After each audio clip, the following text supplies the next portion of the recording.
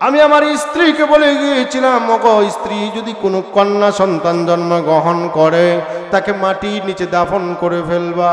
আল্লাহর নবী এই কথা বইলে আমি সফরে চলে গেলাম ব্যবসার উদ্দেশ্যে। আমি কয়েকটা দেশ সফর করলাম। 4-5 বছর অতিক্রম করে যখন আমি বাড়িতে প্রবেশ করলাম, ছোট্ট ফুটফুটে গোলাপের মতো একটা মাসুম বাচ্চা আমাকে দেখে দেখে বলে, আব্বা, ইয়া আবি, ইয়া আবি, আব্বা জান, এতদিন পর্যন্ত আপনি কোথায় ছিলেন? ও বাবা, কতদিন হয়ে গেল আপনাকে দেখি না, আপনি সফর থেকে আসছেন, আপনার শরীর দিয়ে গাম পড়ছে, বাবা আপনার শরীরটা একটু মুছে দেয়, এক গ্লাস পানি এনে দেয়। এত সুন্দর করে আদরের সহিত আমাকে মেয়েটা এমন ভাবে সান্ত্বনা দিচ্ছিল, কিন্তু আমার চেহারাটা লাল হয়ে গেল। স্ত্রীকে রাগাসরে বললাম, এই বাচ্চাটা কার?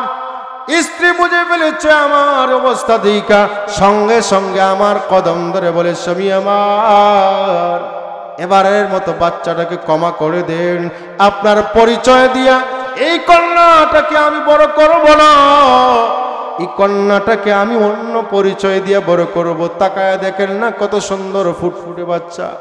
ও আল্লাহর নবী তখন আমার স্ত্রীর শরীর থেকে ঝটকা দিয়ে পাটা সরায় আমি আমার স্ত্রীকে বললাম, রশি এবং কোদাল খন্তি দাও। লাত উজ্জার কসম করে বললাম, যতক্ষণ পর্যন্ত এই ছোট্ট মাসুম বাচ্চাটাকে আমি জীবন্ত মাটির নিচে দাফন না করব, ততক্ষণ পর্যন্ত তোমার ঘরে আমি এক ফোঁটা পানি পান করব না। আল্লাহর নবী তখন আমার এই ফুটফুটে কন্যা সন্তানকে নিয়ে যখন আমি পাহাড়ের পর্বতের উপর উঠতেছিলাম, আমার এই কন্যা সন্তান বারবার বলে, আব্বা জান, আপনার শরীর থেকে গাম পড়ছে, আপনার শরীরের মধ্যে বালু লেগে গিয়েছে গো বাবা, আসেন না গো বাবা, আপনার শরীরটাকে একটু পরিষ্কার করে দেয়। আল্লাহর নবী, আমি পাষণ্ড বাবা, আমার কঠিন হৃদয়টা তো কোনো গলে নাই। আমি ওই পাহাড়ের উপরে ওইটা গর্ত খনন করতে লাগলাম। যখন বড় গর্ত হলো, কন্যা সন্তানটাকে ধাক্কা দিয়া ওই গর্তের ভিতরে ফেলে দিয়া তার বুকের মধ্যে পানা দিয়া বালু দেওয়া যখন শুরু করলাম, কন্যা সন্তানটা ডেকে ডেকে বলে, আব্বা জান, বুঝে ফেলেছি আপনি বুঝি আমাকে জীবন্ত দাফন করবেন। ও বাবা, আমাকে আপনি ছেড়ে দিন, আমার চোখ যেদিকে যায় আমি সেদিকে চলে যাব। দুনিয়াতে কোনোদিন আপনি বাবার পরিচয় দিয়ে আমি বড় হব না, আমাকে দুনিয়ার আলো বাতাসকে বড় হওয়ার সুযোগ করে দেন। আল্লাহর নবী গো, ওই মেয়ের করুণার তোনাদ আমার কঠিন হৃদয়টা তখন গলাইতে পারে নাই। আমি তখন বালু দেওয়া শুরু করলাম, মাটি চাপ দেওয়া শুরু করলাম।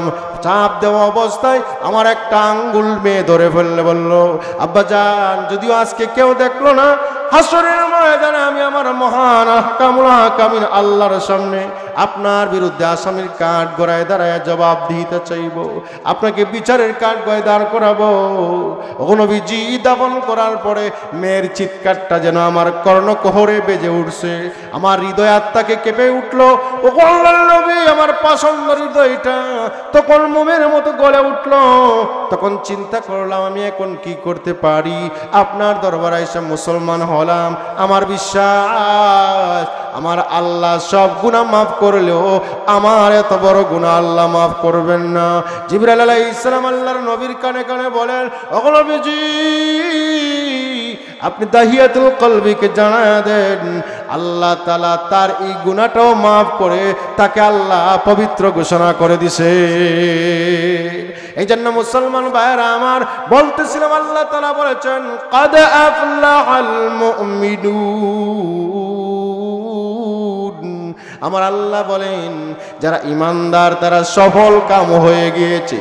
আমরা অনেকে মনে করি দুনিয়াতে যারা কোটিপতি, এমপি, মন্ত্রী, 10টা ছেলে আর দুনিয়ার মেম্বার চেয়ারম্যান হয়েছে, এরাই মনে হয় সবচেয়ে বড় সফল। আমরা মনে করি মনে হয় ভারতের মোদি পরাশক্তি, আমেরিকার এই ট্রাম্প, এরা মনে হয় পরাশক্তি, এরা মনে হয় সবচেয়ে সফল। আল্লাহ বলেন, না, দুনিয়ার জীবনে যদিও সফলতা লাভ করছে, দুনিয়াটা কাফেরদের জন্য হইল জান্নাত আর ইমানদারদের জন্য হইল দুনিয়াটা জেলখানা।